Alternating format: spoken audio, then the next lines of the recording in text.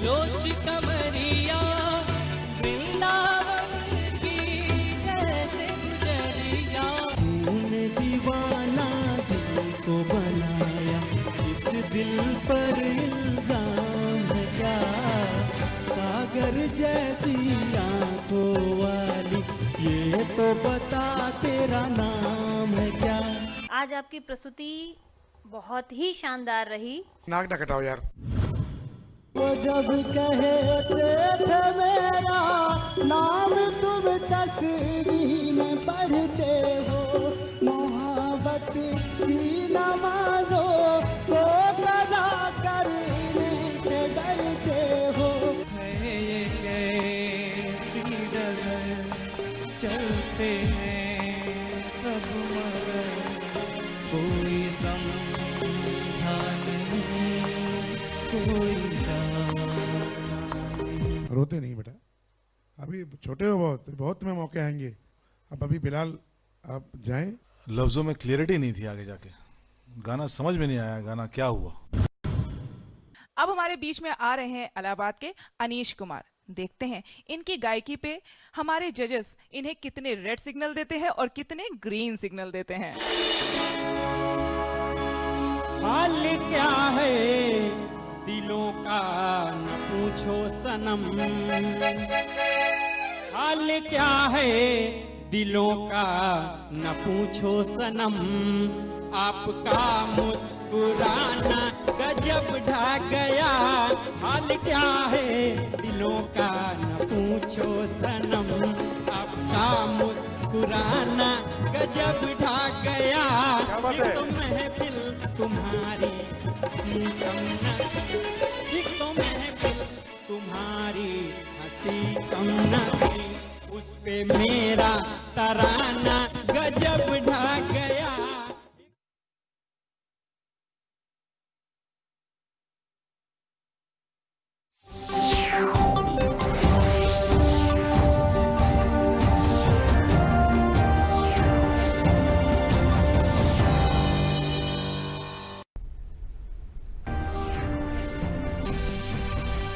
राष्ट्रपति रामनाथ कोविंद आज 74वें स्वतंत्रता दिवस की पूर्व संध्या पर देश को करेंगे संबोधित। इसे आकाशवाणी और दूरदर्शन के सभी चैनलों पर किया जाएगा प्रसारित।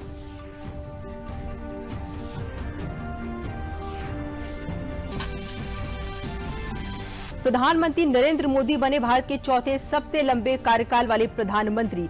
13 अगस्त 2020 को प्रधानमंत्री नरेंद्र मोदी के कार्यकाल के 2268 से ज्यादा हुए दिन। कोरोना संक्रमण से ठीक होने वालों की संख्या में वृद्धि जारी। भारत में कोरोना से लड़कर ठीक होने वालों की संख्या 17,51,000 के पहुंची पार।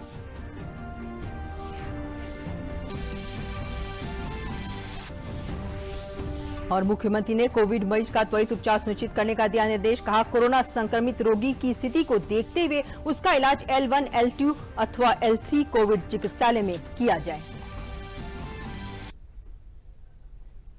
नमस्कार, मैं हूं दीपाली सिंह। अब समाचार विस्तार से। राष्ट्रपति रामनाथ कोविंद आज 74वें स्वतंत्रता दिवस की पूर्व संध्या पर देश को संबोधित करेंगे। संबोधन आज शाम 7 बजे प्रसारित होगा। इसे आकाशवाणी और दूरदर्शन के सभी चैनलों पर प्रसारित किया जाएगा। संबोधन दूरदर्शन में पहले हिंदी में, बाद में अंग्रेजी में प्रसारित किया जाएगा। साथ ही दूरदर्शन के क्षेत्रीय चैनलों में भी क्षेत्रीय भाषाओं में इसका प्रसारण होगा, तो वहीं आकाशवाणी में क्षेत्रीय भाषाओं में प्रसारण रात 9:30 बजे किया जाएगा। प्रधानमंत्री नरेंद्र मोदी गुरुवार को भारत के चौथे सबसे लंबे कार्यकाल वाले प्रधानमंत्री बन गए। वहीं ये उपलब्धि हासिल करने वाले पहले गैर कांग्रेसी नेता हैं। 13 अगस्त 2020 को प्रधानमंत्री नरेंद्र मोदी के कार्यकाल के 2268 से ज्यादा दिन हो गए। पूर्व प्रधानमंत्री और भाजपा नेता स्वर्गीय अटल बिहारी वाजपेयी ने 3 कार्यकाल को मिलाकर 2268 दिन तक प्रधानमंत्री का पद संभाला था। अटल बिहारी वाजपेयी 3 बार भारत के प्रधानमंत्री बने थे। कोरोना की जंग भारत मुस्तैदी से लड़ रहा है। देश में बढ़ती स्वास्थ्य सुविधाओं का भी असर है कि भारत में कोरोना से लड़कर ठीक होने वालों की संख्या 17,51,000 के पार पहुंच गई है। इसके साथ ही रिकवरी रेट भी बढ़कर 71.17% दर्ज किया गया है। भारत में कोरोना से होने वाली मृत्यु दर भी 2% से नीचे गिरकर 1.95% पर आ गई है। अब देश में 6,61,595 मामलों के साथ 26.88% सक्रिय मामले हैं। समाचारों में आगे बढ़ते हैं।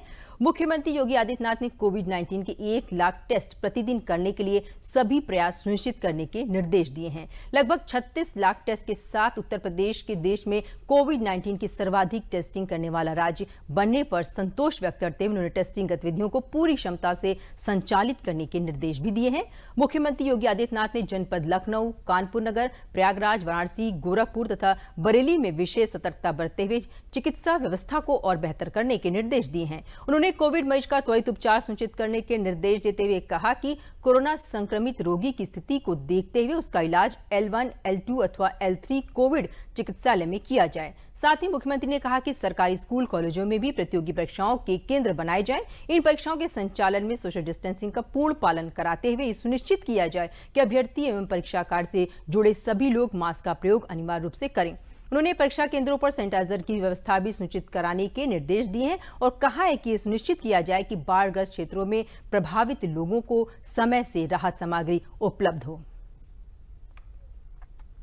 बदायूं पहुंचे चिकित्सा एवं स्वास्थ्य राज्य मंत्री अतुल गर्ग और नगर विकास राज्य मंत्री महेश चंद्र गुप्ता ने संयुक्त रूप से जिला कोविड-19 कंट्रोल रूम का निरीक्षण कर अधिकारियों के साथ कोरोना संक्रमण को लेकर समीक्षा बैठक की। इसके बाद जिला मुख्य चिकित्सा अधिकारी डॉक्टर यशपाल सिंह को निर्देश दिए कि कोरोना वायरस महामारी की व्यवस्थाओं के लिए जो धनराशि शासन से प्राप्त हुई है उसे कोरोना संक्रमण को रोकने के लिए सारी व्यवस्थाओं के संसाधन खरीदकर इस महामारी से निपटा जाए। उन्होंने कहा कि L1 एवं L2 अस्पतालों में कोविड-19 के भर्ती मरीजों के प्रति किसी प्रकार की कोई भी लापरवाही नहीं होनी चाहिए। राज्य मंत्री ने आपातकालीन स्थिति से निपटने के लिए राजकीय मेडिकल कॉलेज में 10 बेड का L3 अस्पताल बनाने के भी निर्देश दिए। उन्होंने स्वास्थ्य विभाग को निर्देश दिया कि होम क्वारंटीन होने के लिए कोई भी मरीज स्वास्थ्य विभाग को अवगत कराता है तो तत्काल स्वास्थ्य विभाग मौके पर जाकर निरीक्षण कर मानक पूर्ण होने पर सुविधाएं दे।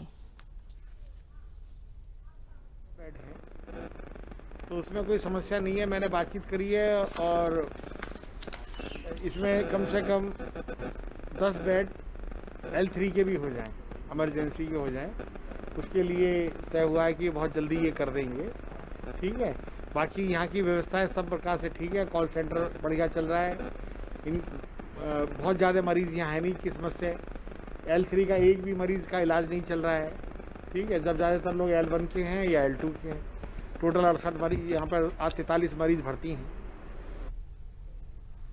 आजमगढ़ में कोविड-19 कोरोना के संक्रमण को लेकर आमजन में अपनी इम्यूनिटी को बढ़ाने को लेकर सजगता देखी जा रही है। वहीं भारत सरकार की डाक विभाग आजमगढ़ द्वारा एक नई पहल करते हुए सैनिटाइजर व गंगाजल के बाद कोरोना को हराने के लिए आयुष काढ़ा व गिलोय सहित 9 आयुर्वेदिक दवाओं को कम रेट पर बेचने का कार्य किया जा रहा है। आजमगढ़ के सिविल लाइन में स्थित प्रधान डाकघर में इन आयुर्वेदिक दवाओं को खरीदने के लिए बड़ी संख्या में लोग आ रहे हैं। प्रवर डाक अधीक्षक योगेंद्र मौर्य ने बताया कि डाक विभाग द्वारा खादी ग्रामोद्योग विभाग से समझौता किया गया है, जिसके तहत हमारे प्रधान डाकघर के माध्यम से कोविड-19 के संक्रमण को रोकने के लिए आयुष काढ़ा, गिलोय बट्टी, सैनिटाइजर सहित इस संक्रमण में प्रयोग होने वाली 9 दवाओं की बिक्री हो रही है। जल्दी आजमगढ़ और मऊ जनपद के ग्रामीण क्षेत्रों के डाकघरों में भी इस तरह के काउंटर खोले जाएंगे। हम कोविड-19 के लड़ाई में आने वाले जो भी उत्पाद हैं उनका बिक्री डाकघर के माध्यम से करेंगे। वर्तमान समय में खादी ग्रामोद्योग का सैनिटाइजर, हैंड वॉश, गिलोय घनबटी, आयुष पाथ, ये सब डाकघरों में उपलब्ध हैं। वर्तमान समय में हम यह सुविधा प्रधान डाकघरों में दे रहे हैं तथा कुछ चुनिंदा उप डाकघरों में दे रहे हैं। आगे चलकर हम आजमगढ़ और मऊ जनपद के जितने भी डाकघर हैं वहाँ पर इस सुविधा को उपलब्ध कराने जा रहे हैं ताकि आम जनता डाकघरों के माध्यम से कोविड-19 में इस्तेमाल होने वाली वस्तुओं को खरीद करके उस लड़ाई को जीतने में अपने योगदान दें। और मैं उम्मीद करता हूं कि ये बहुत ही अच्छी तरह से कोविड-19 की लड़ाई में सहयोग करेगा। कोरोना संक्रमण के चलते अधिकांश विद्यालय या तो बंद पड़े हैं या कुछ विद्यालयों में बच्चों की ऑनलाइन पढ़ाई कराई जा रही है। लेकिन अभिभावकों के सामने विद्यालयों के द्वारा मनमानी करते हुए फीस वसूली की सबसे बड़ी समस्या उभरकर सामने आ रही है।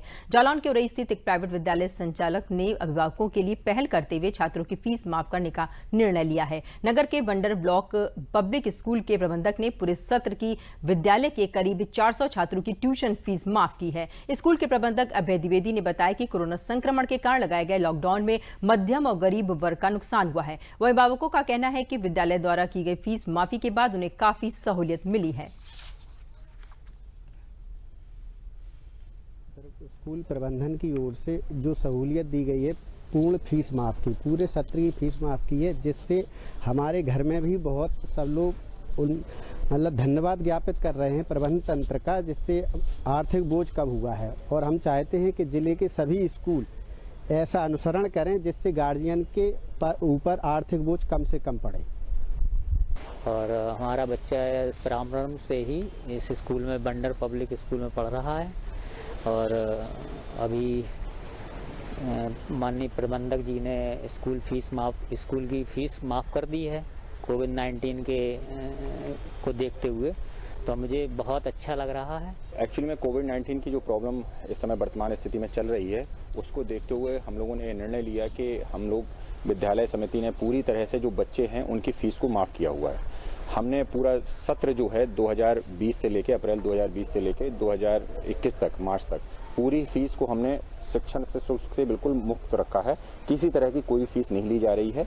हम लोग ऑनलाइन क्लासेस अभी चला रहे हैं। इसके बाद जब ऑनलाइन क्लासेस हो जाएंगी, इसके उपरांत हम लोग जब ऑफलाइन भी क्लासेस शुरू होंगी, उसकी भी हम लोग कोई भी फीस किसी तरह की नहीं लेंगे। और हमारा जो स्टाफ है, हम उसको पूरी तरह से कोशिश कर रहे हैं कि उनको पूरी सैलरी दी जाए और उनकी किसी तरह की प्रॉब्लम ना हो। हमें स्टाफ ने भी बहुत कोऑपरेट किया है और गार्जियंस भी हमें कोऑपरेट कर रहे हैं। मुजफ्फरनगर जिले के पुलिस लाइन में एसएसपी अभिषेक यादव ने एक अच्छी पहल करते हुए पुलिस कैफे की शुरुआत की है। इस पुलिस कैफे का उद्देश्य पुलिस कर्मियों को हर समय हेल्दी फूड उपलब्ध कराना है। पुलिस कर्मियों की आवश्यकता के हिसाब से उन्हें एक कैफे में भोजन मिलेगा। इसकी खास बात यह होगी कि यह पुलिस कर्मियों को ड्यूटी पॉइंट पर ही भोजन उपलब्ध कराएगा। कैफे में चीनी की जगह गुड़ और शक्कर का प्रयोग किया जाएगा।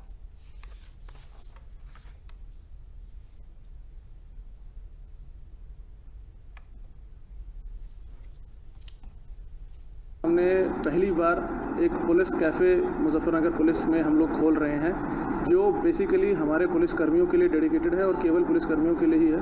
आप जानते हैं कि पुलिसकर्मी 12 से 14 घंटे की ड्यूटी फील्ड में करते हैं और कई बार ऐसा होता है कि उनके पास मौका नहीं होता है कि वो मेस में या कहीं और आके खाना खा सकें, तो 6-6, 8-8, 10-10 घंटे के गैप हो जाते हैं जिसमें कुछ खा नहीं पाते हैं। तो ये कैफ़े खोला गया जिससे मुजफ्फरनगर पुलिस के जो पुलिस कर्मचारी हैं उनको हेल्दी खाना बहुत ही इकोनॉमिकल और क्या कहते हैं नॉमिनल रेट्स में मिल जाए। और उसके साथ साथ जो पुलिसकर्मी नहीं आ पाएंगे, ड्यूटी पॉइंट नहीं छोड़ पाएंगे, उनके लिए हमारे कैफ़े की तरफ से हमने फूड डिलीवरी की बाइक्स की व्यवस्था की है। तो जो ऐसे पुलिसकर्मी हैं, जैसे कोई भी लॉ एंड ऑर्डर की अन्य ड्यूटी होती है कि भाई 8 से 12 घंटे वो ड्यूटी पॉइंट नहीं छोड़ पाता है, तो हमारी जो बाइक्स हैं वो कैफ़े में फ़ोन करके अपना ऑर्डर प्लेस कर सकते हैं और वो बाइक्स जाके उनको खाना जो है वो ड्यूटी पॉइंट पे ही उपलब्ध कराएंगी, ताकि ऐसा कभी ना हो कि पुलिसकर्मी 6, 8, 10 घंटे बिना अच्छे और हेल्दी खाने के रहे। ये कैफ़े बहुत अच्छा है, खाना भी बहुत अच्छा मिल रहा है यहाँ पे और मार्केट के हिसाब से बहुत सस्ता है। ऐसे बहुत अच्छा है, मतलब एसपी मोदी साहब ने बहुत अच्छा कार्य किया है, हमें बहुत अच्छा लग रहा है। वाराणसी में अब की बार 15 अगस्त को कोरोना वायरस से जंग लड़ने में मददगार नर्स के द्वारा झंडा फहराया जाएगा। वाराणसी के कमिश्नरी में कोरोना से जंग लड़ रहे लोगों को प्रोत्साहित करने के उद्देश्य स्थानीय दीनदयाल राजकीय चिकित्सालय की नर्स अनुराधा राय के द्वारा झंडारोहण किया जाएगा। कोरोना वायरस से लड़ने में और अस्पताल में भर्ती मरीजों की सेवा में उत्कृष्ट कार्य करने के चलते उनको प्रोत्साहित किया जा रहा है। अनुराधा राय ने बताया कि उनके द्वारा बिना किसी भेदभाव के अस्पताल में भर्ती होने वाले कोरोना मरीजों की जी जान से सेवा की गई, जिसके फलस्वरूप प्रशासन द्वारा उनको यह सम्मान दिया जा रहा है। इससे और भी लोगों को प्रेरणा मिलेगी। मुझे सीएमएस सर ने कांटेक्ट किया था हॉस्पिटल में, डॉक्टर वी शुक्ला ने, और ऑनर है ये मेरे लिए, तो बहुत अच्छा लग रहा है। कोविड-19 टीम 7 में मेरी ड्यूटी लगी थी, तो सर का ये कहना है कि जो मेरी टीम थी उसमें काम करने से मरीज काफ़ी संतुष्ट थे और मेरी केयर बहुत अच्छी थी उन लोगों के लिए, बस इसलिए उन्होंने ये ऑनर मुझे दिया, ये अप्रिसिएशन मिला है मुझे। उत्सुकता बहुत है और बहुत अच्छा लग रहा है, मतलब कांट एक्सप्लेन सर। प्रशासन अधिकारी को यही कहना चाहूँगी कि बहुत अच्छा लग रहा है मुझे ये ऑनर मिला और एक नर्सिंग स्टाफ, एक स्टाफ नर्स हो के मैं ध्वजारोहण करने जा रही हूँ, तो उनको मैं थैंक यू कहना चाहूँगी। That's it sir.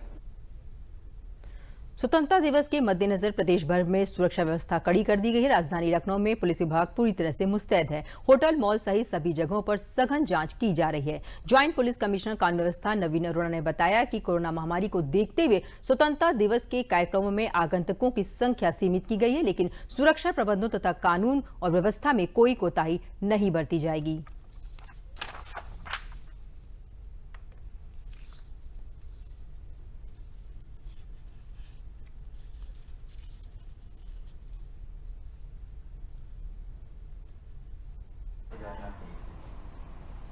जैसा आप जानते हैं कि 15 अगस्त को बड़े धूमधाम से देश में स्वतंत्रता दिवस का पर्व मनाया जाता है और लखनऊ में पिछले वर्षों में बहुत ही वृहद स्तर पर यह मनाया जाता था।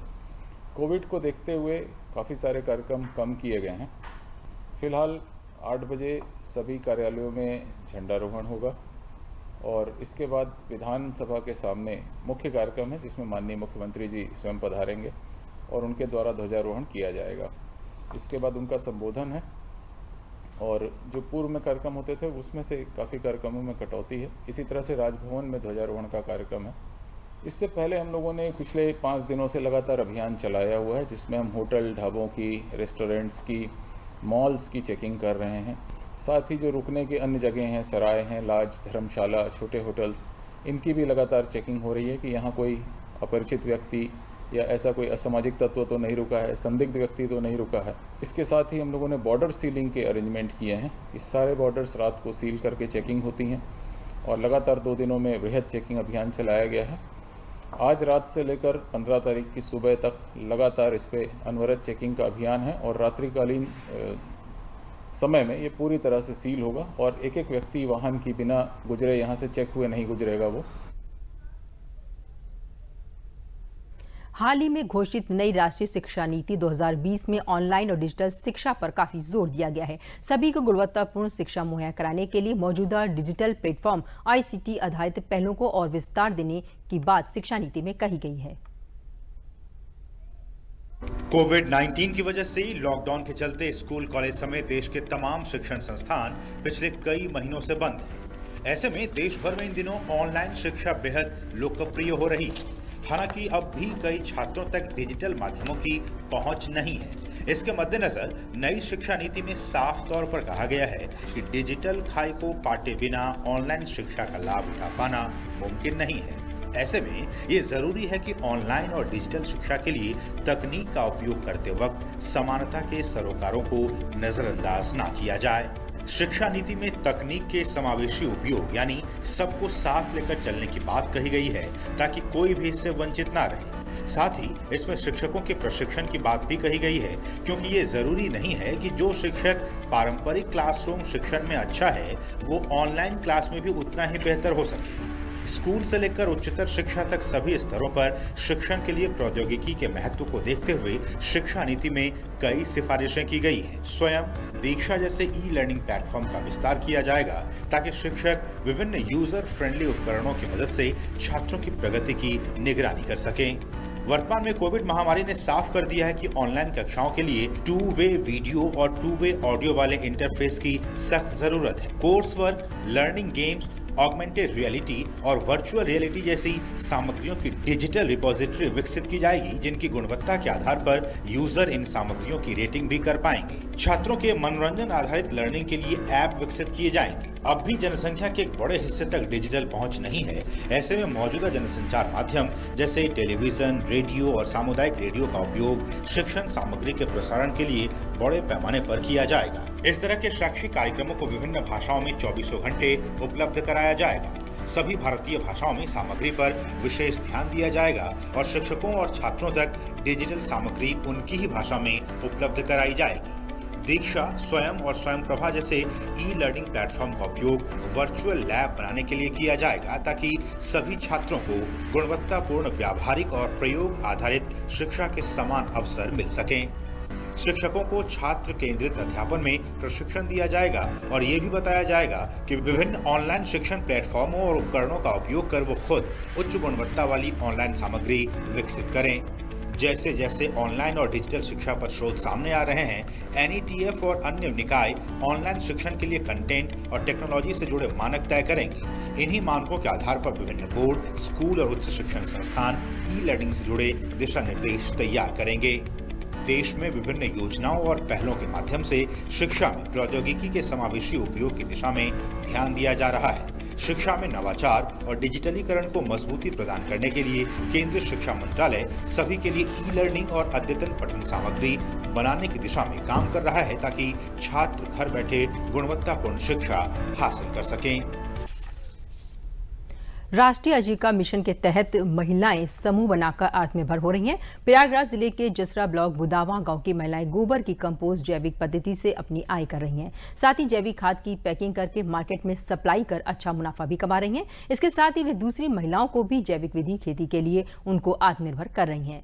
जैविक विधि से सैकड़ों महिलाएं जुड़कर आत्मनिर्भरता के साथ जैविक खेती से खेती करके दोगुनी आय कमा रही हैं। वहीं आजीविका मिशन की ब्लॉक मैनेजर नमिता सिंह ने बताया कि हमारे ब्लॉक में 350 महिला किसान समूह बनाकर जैविक विधि से खेती कर अपनी दोगुनी आय कर रही हैं और दूसरी महिलाओं को भी जैविक विधि कंपोस्ट खाद के प्रति जागरूक करके खेती के साथ ही मार्केट में पैकेट बनाकर बिक्री कर अच्छा मुनाफा कमा रही हैं। कि हम लोग टारगेटेबल 350 महिला किसान को चयन किए हैं और लेकिन अब अभी और 350 हम महिला किसान को चुनने जा रहे हैं, क्योंकि कहीं ना कहीं हमारी महिलाएं कृषि में ज़्यादा उनका लेबर वर्क हमारे महिलाओं का ही होता है, बट हम किसान के रूप में केवल पुरुष को ही जानते हैं अभी तक। लेकिन अब क्या है कि हमारी महिला भी किसान बन के आ रही हैं, जिससे ये होता है कि उनको सारे प्रोसेसिंग उनको पता है कि कैसे क्या करना है, लेकिन अभी उनका जो तवज्जो नहीं मिलता था अब हमारे इस परियोजना के तहत उनको मिलेगा और वो ट्रेनिंग भी करने जाती हैं। ट्रेनिंग करके अपना खेती में भी काम कर रही हैं और जीरो इन्वेस्टमेंट खेती को हम लोग बढ़ावा दे रहे हैं, क्योंकि गांव में गोबर आसानी से मिल जाता है। लेकिन क्या है कि लोग आज भी खेती करते हैं तो लोग रासायनिक खेती के ऊपर ज़्यादा ध्यान देते हैं। मार्केट में ये ज़्यादा महंगा भी बिकता है और इसको एक खेती करते समय किसान के लिए एक बहुत बड़ा चुनौती हो जाता है। लेकिन अब हमारे ये जब से हमारा वर्मिंग कंपोस्ट तैयार हो रहा है तो हमारे कम पूंजी में हमारी खेती अच्छी हो रही है और SRI विधि के द्वारा हम लोग गेहूं और इसका धान का भी कृषि हम लोग करा रहे हैं। हम समूह बनाकर हमारी महिलाएं हम लोग मिल करके एक खाद तैयार करते हैं और इसको हम बेचते भी हैं और अपना घर का खर्चा भी चलाते हैं इससे, और इसको अपने ब्लॉक में और अपने समूह की औरतों से भी करवाते हैं और इसको हर किसी को बता रहे हैं इसको तैयार करें, अपने खेतों में डालें। भगवान श्री राम के वन गमन काल का महत्वपूर्ण पड़ाव चित्रकूट में भगवान श्री राम ने 11.5 वर्ष बिताए। घरेलू पर्यटन को बढ़ावा देने के लिए चित्रकूट को केंद्र सरकार द्वारा स्वदेश दर्शन योजना के अंतर्गत पर्यटकों के लिए बुनियादी सुविधाओं का विकास कर इस धार्मिक स्थल को आकर्षक रूप में विकसित किया जा रहा है। स्थानीय निवासियों के साथ यहाँ पहले की अपेक्षा अब बुनियादी सुविधाओं का विकास हुआ है। अनुज हनुमंत यूथ आइकॉन 2020 ने बताया कि यहाँ बेसिक सुविधाओं का विकास पहले की अपेक्षा अधिक हुआ है। सरकार को चित्रकूट के धार्मिक स्थलों के विकास के साथ ही यहाँ के प्राकृतिक और ऐतिहासिक स्थलों को भी विकसित कराना चाहिए।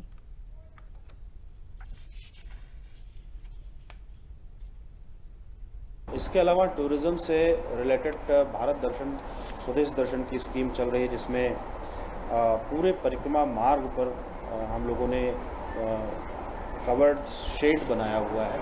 लगभग वो शेड कंप्लीट हो चुका है। साथ ही साथ पार्किंग के लिए मॉडर्न पार्किंग की व्यवस्था भी करा रहे हैं हम लोग। टॉयलेट फैसिलिटीज़ पूरे परिक्रमा मार्ग पे कराया जा रहा है। फूड प्लाज़ा और टैक्सी स्टैंड रामघाट पर लगभग बन करके तैयार है और इसी तरह से जो फुट ओवर ब्रिज है जो रामघाट पर लगभग अंतिम स्थिति में है, लगभग बन करके तैयार है। और इससे भी और एक बहुत महत्वपूर्ण एक जो यहाँ पे टूरिस्ट आते हैं उनको जानकारियाँ देने के लिए टूरिस्ट फैसिलिटी सेंटर परिक्रमा मार्ग पे लगभग बन करके तैयार है। और लास्ट माइल कनेक्टिविटी के नाम से कई प्रमुख पर्यटन स्थलों पर निर्माण कार्य हमारे हो रहे हैं। पहले की तुलना में चित्रकूट में तेज़ी से विकास हो रहा है। सबसे बड़ी बात यह है कि धार्मिक दृष्टि से चित्रकूट बहुत महत्वपूर्ण है। भारत का वो हिस्सा जहाँ पे भगवान राम ने अपने जीवन के महत्वपूर्ण वर्ष बिताए, और सबसे बड़ी बात है कि यहाँ पे जो कामदगिरी पर्वत है, जहाँ पे भगवान राम ने खुद परिक्रमा की थी और वो मंदाकिनी नदी में स्नान करके जाते थे परिक्रमा लगाने के लिए, ये स्थान काफ़ी विकसित कर दिया गया है। और सबसे बड़ी बात है कि यहाँ पे आने वाले श्रद्धालुओं को तमाम तरीके की सुविधाएं भी मिल रही हैं। जौनपुर में पुलवामा में शहीद जिलाजीत यादव का शव उनके पैतृक गांव बहादुरपुर जी सेना के जवानों के साथ पहुंचा। पार्थिव शरीर पहुंचने पर जिला प्रशासन द्वारा गार्ड ऑफ ऑनर दिया गया। शोक संवेदना व्यक्त करने वालों का वहां तांता लगा रहा। गांव का हर व्यक्ति शहीद को अंतिम बार विदाई देने के लिए उमड़ पड़ा। जिले के मंत्री और डीएम, पुलिस अधीक्षक सहित तमाम अधिकारियों ने मौके पर नम आंखों से शहीद को श्रद्धांजलि दी। शहीद जिलाजीत यादव का अंतिम संस्कार गोमती नदी के तट पर स्थित रामघाट पर राजकीय सम्मान के साथ किया गया।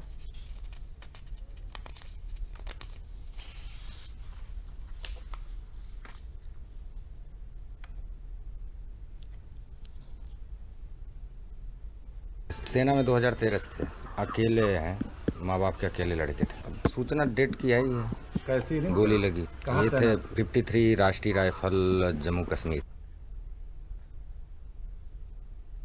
हम 74वां स्वतंत्रता दिवस मनाने जा रहे हैं। ऐसे में हमारी स्वतंत्रता के लिए बलिदान देने वाले शहीदों को याद करने का भी ये दिन है। उन्नाव के डोडियाखेड़ा रियासत के राजा राव बख्श सिंह की वीरता की गाथा आज भी लोगों को देश के प्रति समर्पण का भाव सिखाती है।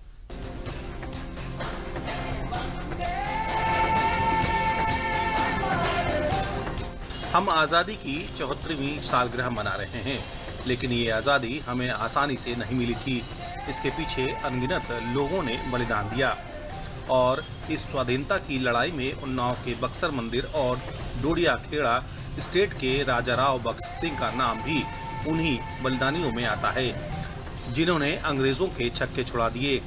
उनके रहते हुए उनके रियासत में अंग्रेज घुस नहीं सके। ये मूर्ति गवाह है उस शौर्य और वीरता की जिसका नाम सुनकर अंग्रेजों के कलेजे दहल जाते थे।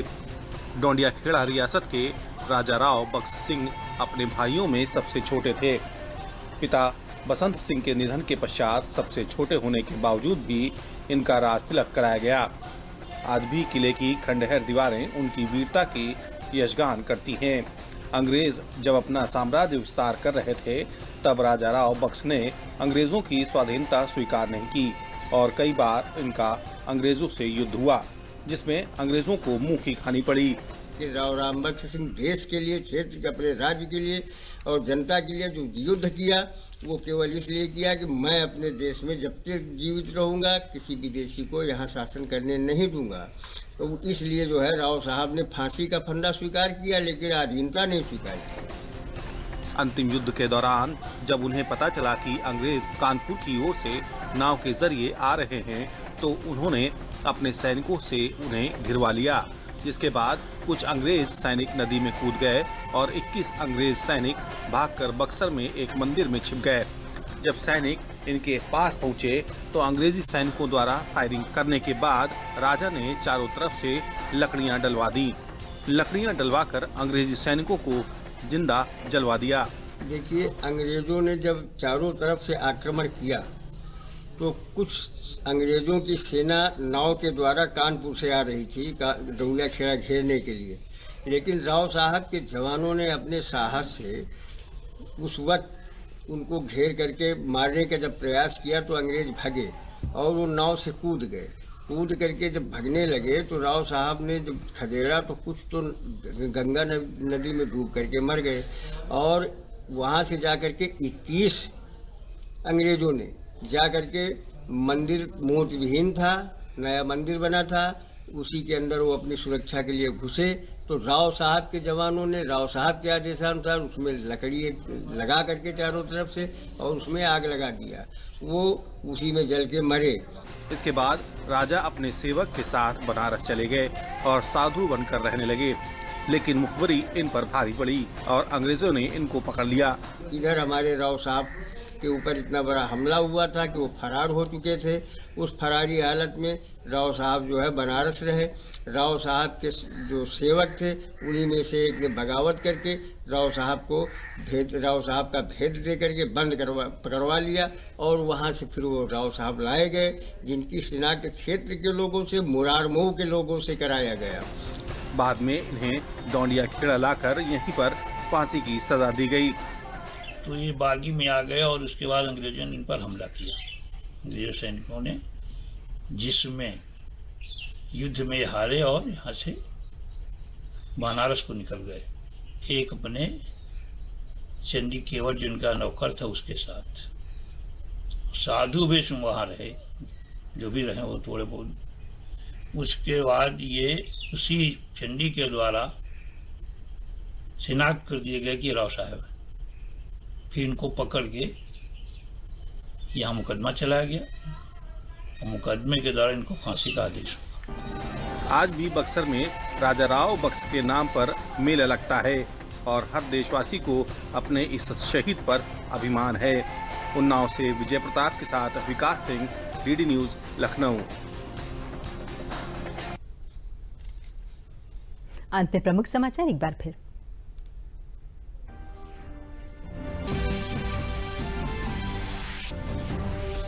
राष्ट्रपति रामनाथ कोविंद आज 74वें स्वतंत्रता दिवस की पूर्व संध्या पर देश को करेंगे संबोधित। इसे आकाशवाणी और दूरदर्शन के सभी चैनलों पर किया जाएगा प्रसारित। प्रधानमंत्री नरेंद्र मोदी बने भारत के चौथे सबसे लंबे कार्यकाल वाले प्रधानमंत्री। 13 अगस्त 2020 को प्रधानमंत्री नरेंद्र मोदी के कार्यकाल के 2268 से ज्यादा हुए दिन। कोरोना संक्रमण से ठीक होने वालों की संख्या में वृद्धि जारी। भारत में कोरोना से लड़कर ठीक होने वालों की संख्या 17,51,000 के पहुंची पार।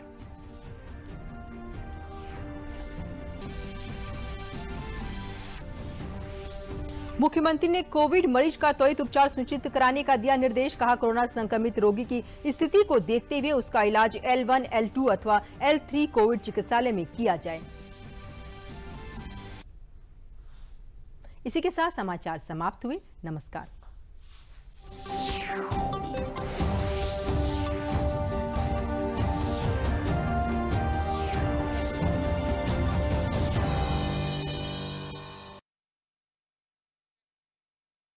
Singing is